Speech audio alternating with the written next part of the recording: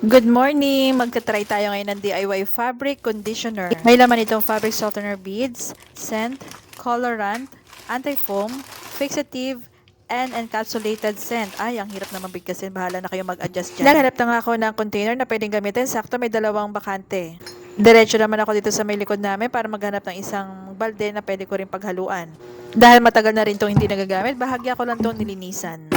Nagpakulo na nga ako ng tubig na aking gagamitin mamaya. Habang hinihintay kong kumulo ang tubig, naglagay na nga ako dito sa isang disposable container ng fabric softener beads. Tiniray ko nga siyang amuyin at parang gaw-gaw din yung amoy niya. Tapos na nga kumulo ang tubig, inilagay ko na siya dito sa fabric softener beads natin para matunaw na. Halo-halo ko lang siya para magpantay ang lapot. After 10 seconds, ito yung itsura niya. And after 20 seconds, ito naman siya medyo malapot-lapot na. Sa isang balde naman, naglagay ako ng 16 liters of water.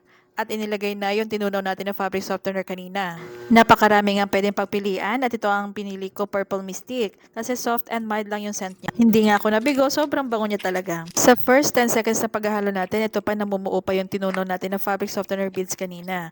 After 20 seconds, ito na siya, medyo nagtutubig-tubig. And after 2 minutes, medyo okay-okay na. Sa puhunan na 342, makakagawa ka ng 20 bottles na tigi 1 litro. Kung may bibenta mo ito ng tig 50 pesos ang isa, meron kang benta na 1,000. Iles mo lang din yung puhunan na 400 pesos, meron kang 600 pesos na kinita. Follow for more!